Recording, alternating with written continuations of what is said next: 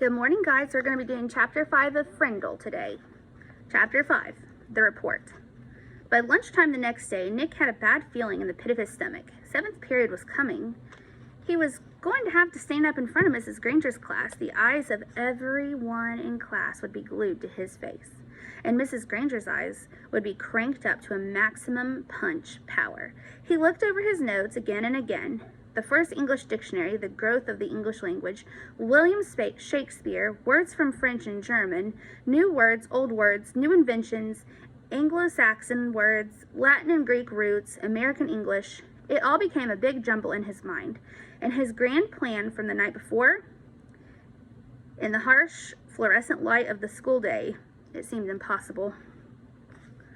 What is with the clocks in school?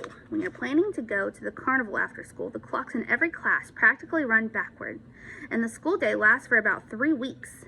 But if you have to go to the barber or go shopping for clothes after school, zip, the whole day is over before you can blink. And today, after lunch, periods 5 and 6 went by in 2 ticks. As the 7th period bell rang, Mrs. Granger walked into the classroom, took 4 steps to her desk at the side of the room, flipped open her attendance book, glanced out at the class, and made 2 little check marks. Then, looking up at Nick, she said, "I think we have a little report to begin our class today, Nicholas." 15 seconds into 7th period, and Nick was on stage. This lady plays for keeps, thought Nick. He gulped, grabbed his crumpled note cards and his book bag, and walked to the front of the room.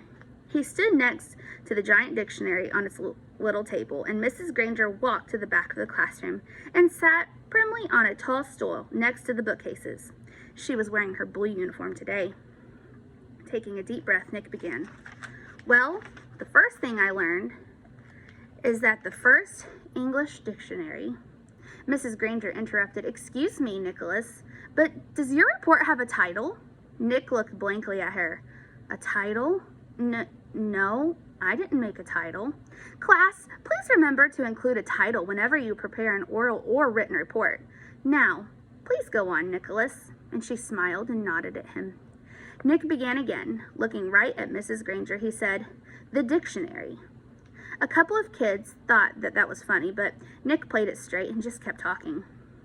"A lot of people think that the first English dictionary was put together in the 1700s by a man named Samuel Johnson. He lived in London, England. He was real smart, and he wrote lots of books, and he wanted all the other smart people to have a good dictionary to use, so he made one. But there were other dictionaries before his. The thing that was different about Johnson's dictionary was its size. First of all, he had over 43,000 words in it. The class made a bunch of noise at this big number. Ooh, and wow, and stuff like that. And Nick lost his concentration. He glanced up at Mrs. Granger, expecting to see those eyes drilling a hole into him. But they weren't. They were almost friendly, in a teachery kind of way. She shushed the class and said, "Go on, Nicholas. That's a fine beginning." Nick almost smiled, but he saw all the kids staring at him, so he gripped his note cards even tighter and jumped back in. The other thing that Samuel Johnson did was that was special was to choose the words he thought were most important, and then give lots of examples showing how the words got used by people. For example, he showed how the word take could be used in 113 different ways. Nick's report went on smoothly for 12 minutes. Nick was surprised at how easy it was to stand there and talk about this stuff. At the end of the first 5 minutes, Mrs. Granger had to stop Nick again to say, "Class, it is not good manners to yawn out loud or to put your heads down on your desk when someone is giving an oral report." No one in the class cared one little bit about the report, except Mrs. Granger. Every time Nick glanced up, she was smiling, and her eyes were not the least bit icy or sharp. She was eating this stuff up, listening and nodding, and every once in a while she would say, "Very good point," or "Yes, that's exactly right." But the next time Nick looked up, he saw Mrs. Granger sneaking a look at her watch.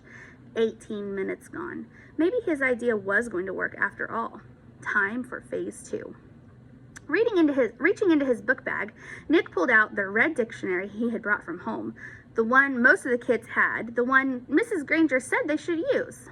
Nick said, "This is the dictionary that I got at home for my vocabulary work, and I opened it up last night to the very front, and right there I found out a lot about how the dictionary was made, right in this book. So I thought some of the ideas would be good as part of my report. It says here, Nicholas." Nick looked up. Mrs. Granger got off her tall stool, and its wooden legs made a screech on the linoleum. Heads snapped to attention, and the class was alert again. Mrs. Granger smiled, raised her eyebrows, and pointed to her watch. "Nicholas, I think the class should read that at home themselves." Now, John's hand went up in the air, and at Mrs. Granger's nod, he said, "But I don't have that dictionary at home, Mrs. Granger. I have the blue one." And several other kids immediately said, "Me too." Mrs. Granger tried not to show that she was annoyed. "Well, very well, Nick, but it shouldn't take too long. We have other things to do today." Nick kept his eyes open wide and nodded, adjusted his glasses on his nose, and began to read. Without question, this modern American dictionary is one of the most surprisingly complex and profound documents ever to be created, for it embodies unparalleled etymological detail, reflecting not only superb lexicographic scholarship, but also the dreams and speech and imaginative talents of millions of people over thousands of years. For every person who has ever spoken or written in English has had a hand in its making. It was a long article, and the kids were bored to death, but no one looked bored at all. Every kid in the room knew now that the period was more than half over, and that Nick's report wasn't just a report. It was one of the greatest time wasters he had ever invented. Mrs. Granger knew it too. She had edged around from the back of the room to the side near windows. Nick glanced up at her now, and then, as he read, and each time Mrs. Granger's eyes clicked up to a new power level. After 8 minutes of Nick's best nonstop reading, her eyes were practically burning holes into the chalkboard behind him. There were only 10 minutes left of 7th period. When he took a breath and started a new paragraph, Mrs. Granger cut him off. "That's a fine place to stop, Nicholas. Class, let's all give him a round of applause for his report." The applause didn't last long. As Nick took his book bag and notes and sat down, Mrs. Granger's eyes went back to almost normal, and she actually smiled at him. "Although your report was a little long," she paused and let that sink in, "it was quite a good one.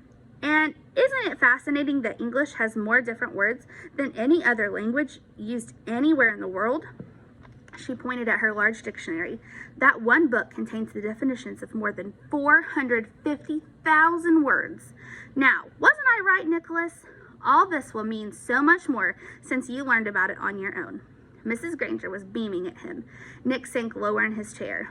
This was worse than writing the report, worse than standing up to give it. He was being treated like the teacher's pet, and he had the feeling she was doing it on purpose. His reputation was in great danger, so he launched another question.